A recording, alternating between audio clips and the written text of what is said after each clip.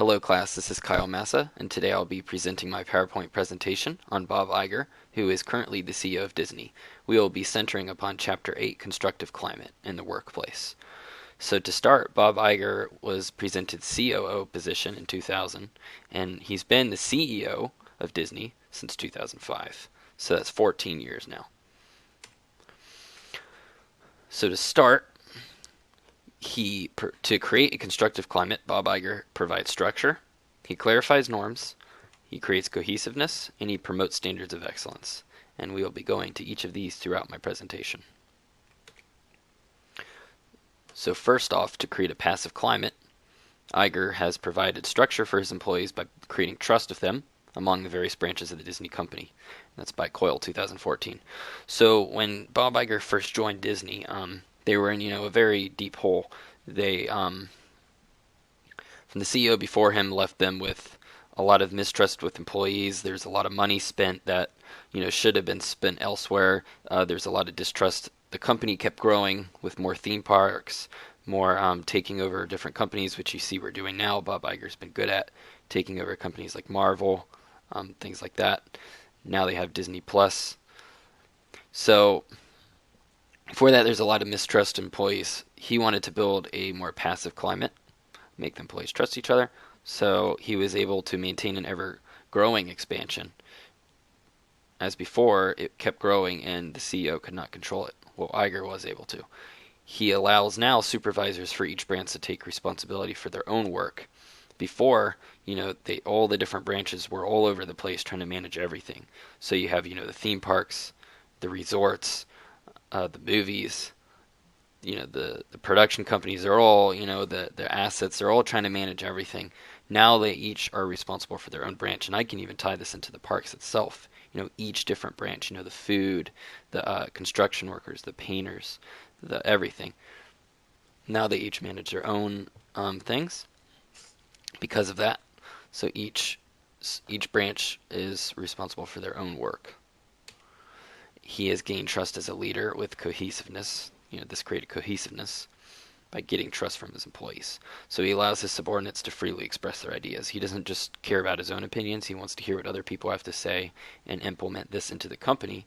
It makes it more diverse of a company to have everyone's own opinions and not just his ideas. He wants everyone's ideas. So, unlimited options and creativity. As Walt Disney, he always thought, there's an infinite amount of creativity and imagination you can put in the workplace if you just think about it. So he's, expressing that as well. He shows empathy to all his employees.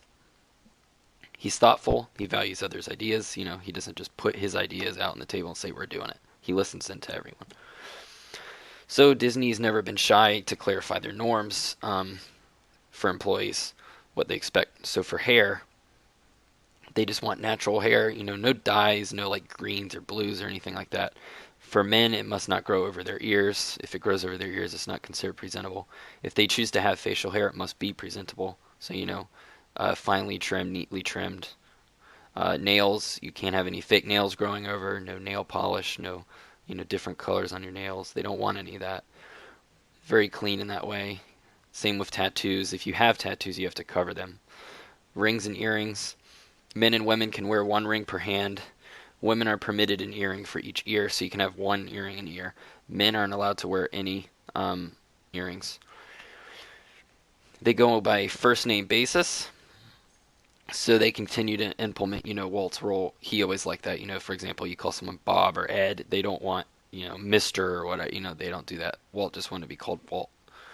They point with two fingers. So they're respectful in that way. So if they're pointing, you ask, where's the restrooms? They'll be like, right here. They use two fingers. And to finalize this presentation, we will discuss how Bob Iger promotes the standards of excellence throughout his company. He displays courage, optimism, focus, integrity, fairness, and thoughtfulness. He does all these, and in turn, this makes his employees respect him more, and it also creates higher motivation throughout the company. He expects the same for each employee and treats everyone in the same manner. So, for example, Iger would treat, a higher up that's below him the same as he would treat like a janitor or a greeter. He treats everyone the same. He expects the same. He expects you to get your job done. A part of the company. He conducts meetings with his supervisors and he decides on the best decision. As I mentioned earlier, that's what he likes to go by that role. He wants to hear everyone's opinions and choose what's the best for the company. Upon hiring, when he was first hired, he wanted to create extraordinary content focused on technology. So Iger, as we got Disney Plus now, he's very big. He was a big role playing in that. Disney's new content, which will feature all their movies, all their shows, all of that. He's always wanted to do that since he joined. Also, you can see this implemented on the rides, as in the holograms, the different screens, and just everything, the mechanisms on the rides. He's definitely did very well on the technology for the company. And he only has a handful of priorities at a time, so he doesn't want any more than 3 or 4 things he's working on, because he really wants to focus on what he wants to change for the company. And also the Magic Band system I would like to add too with the new technology. These are a new great addition. You wear them on your wrist and you can just enter the park and also use them for fast passes. And here's my works cited. Thank you.